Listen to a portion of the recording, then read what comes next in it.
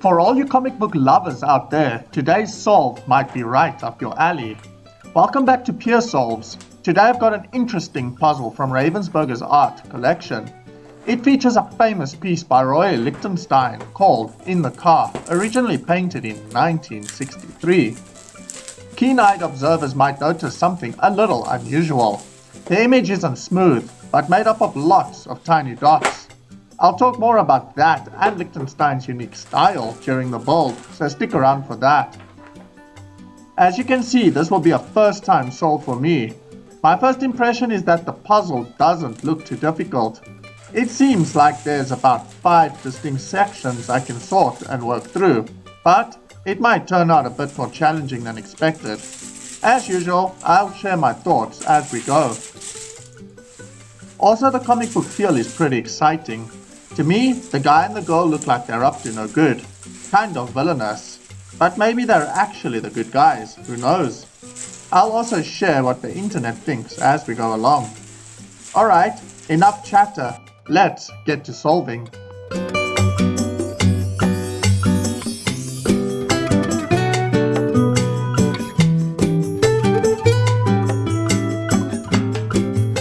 I was a bit indecisive during the flip and sort, finishing it in 13 minutes and 24 seconds. At first I wasn't entirely sure how I wanted to approach it, but I eventually decided to just pull out the edge pieces, then group the blue, red and white into one pile, and the yellow for the woman's hair into another.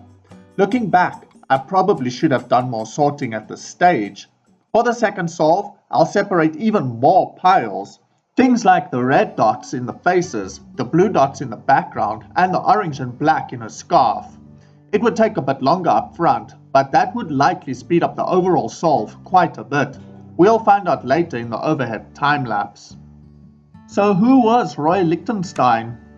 Well, before we get into that, we need to take a step back and understand something called Band-Aid dots, because without them, his work doesn't quite make sense. Band-Aid dots originated in the late 19th century as a printing technique named after illustrator Benjamin Day.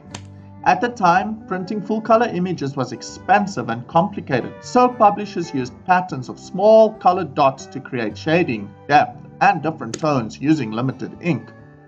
Let me pause the build for a second and I'll show you what I mean. Here I have some examples of old comic book strips where these Band-Aid dots are clearly visible as we zoom in. The first image is from a 1940s comic strip, Robin Hood of the Sierras.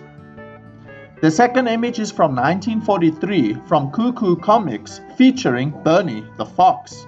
You'll notice the Band-Aid dots are everywhere. They helped reduce printing costs while keeping the image visually appealing without looking entirely low quality. And lastly, he has an image of Benjamin Day himself, the man behind the technique. Now back to Roy Lichtenstein, the artist behind the puzzle we're currently building. He took a liking to this cheap mechanical printing method and brought it into his fine art. But instead of using the dots to hide the process, he exaggerated them, making them bigger, bolder, and impossible to ignore. So instead of trying to make his paintings look realistic, he made them look printed. In fact, he hand-painted each dot one by one. Some people love his style, others really don't. I'll talk more about Roy Lichtenstein later in the video.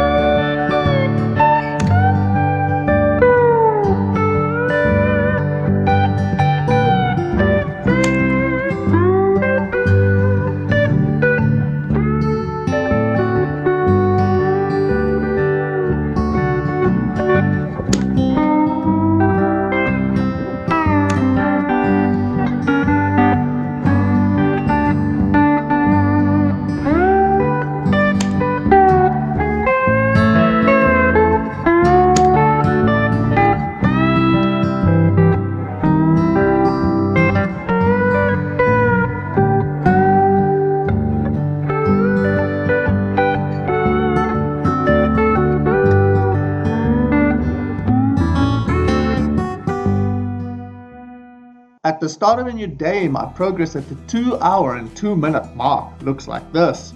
I've managed to build out most of the lady's yellow hair, as well as the suit, shirt, and tie of the guy. For today, I'd like to work on the lady's scarf, and maybe the gentleman's hair, although the blue and black sections are proving to be deceptively difficult. So we'll see how that goes. So far I'm really enjoying this puzzle. I feel like I say that about every puzzle I build, maybe I just have good taste. But jokes aside, this one's really a lot of fun. I can already tell it's going to take a lot longer than I originally hoped. Just how long is still unknown. Let's continue the build and I'll check in again shortly.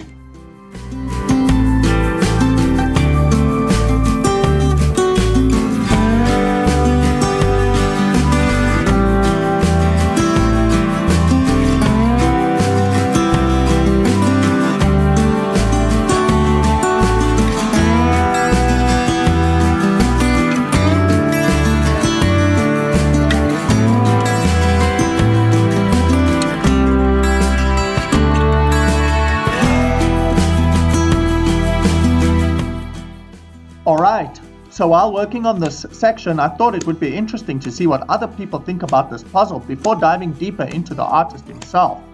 Looking around online, especially on places like Reddit, the general consensus seems pretty consistent. A lot of people say this puzzle looks easier than it actually is, and I agree. I went into thinking it would be one of the easier ones. After all, there are only 5 distinct sections that I identified, so I figured you could sort them and work through them pretty quickly. But those sections are trickier than they first appear, and they're taking longer than expected. That said, I don't find this frustrating, and I'm really enjoying the process of putting this together. One post I came across was pretty interesting. The person mentioned how much they learned about the artist just from building the puzzle, which I thought was a really cool takeaway. And puzzles like this aren't exactly a new idea. Companies like Ravensburger have been releasing puzzles based on famous artwork for decades.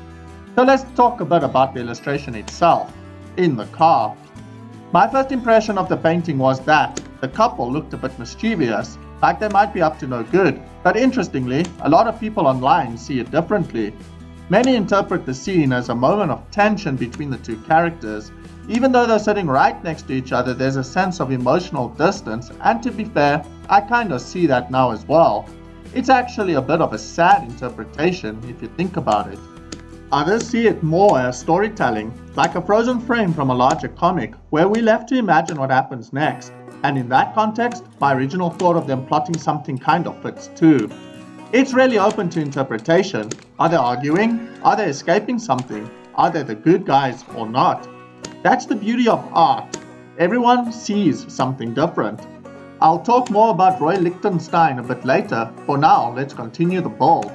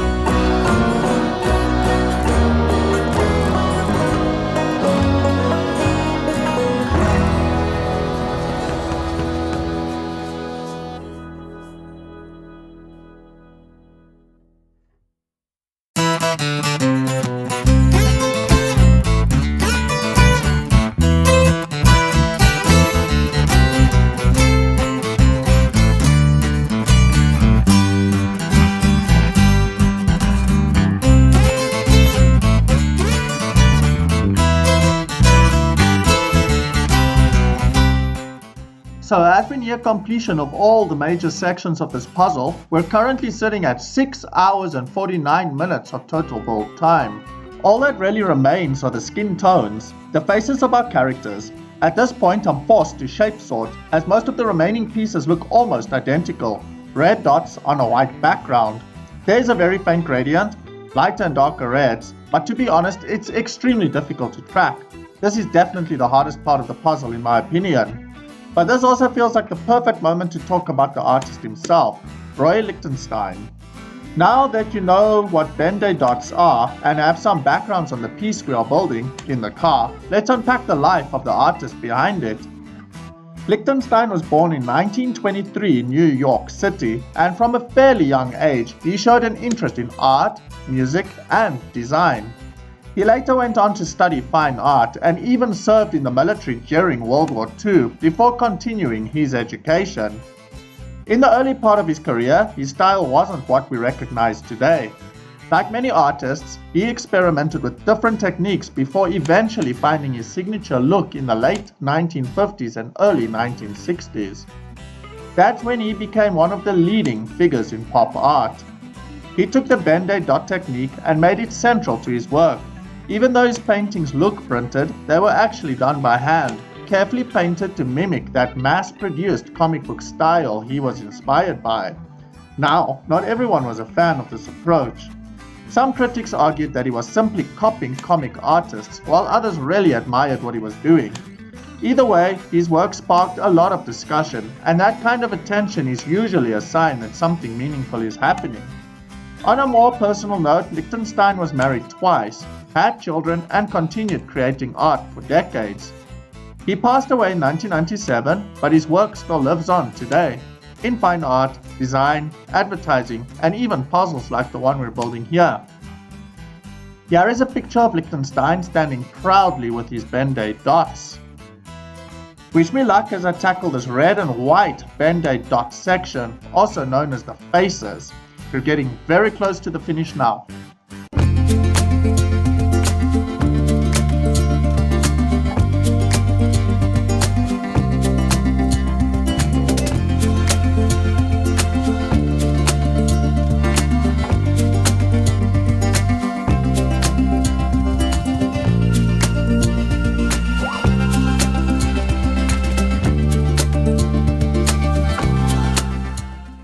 So, just a quick update.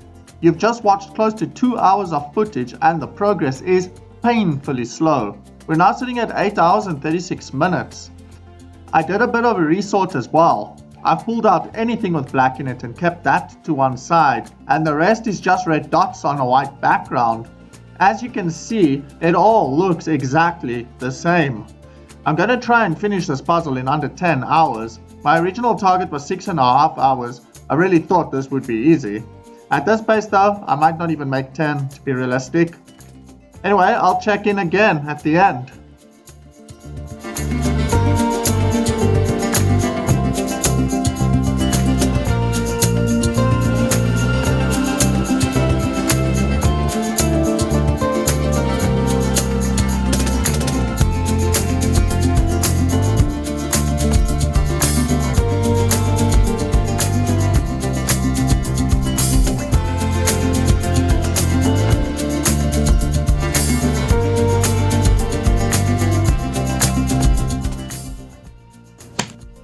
And just like that, we finally finished the puzzle.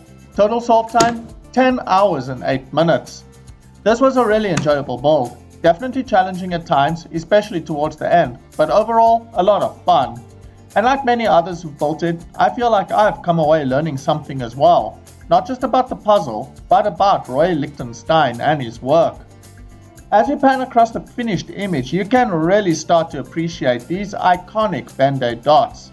Something that looked simple at first, but turned out to be the biggest challenge of the entire build. Now, this might sound a little crazy, but I actually really feel like building this again. I want to challenge myself to see if I can do it faster a second time. So for the next solve, I'll take a much more meticulous approach to sorting right from the start, separating the yellow hair, the orange scarf, the blue, red and white of the suit, shirt and tie, then the blue Band-Aid dot background, and finally the sea of red that makes up the faces.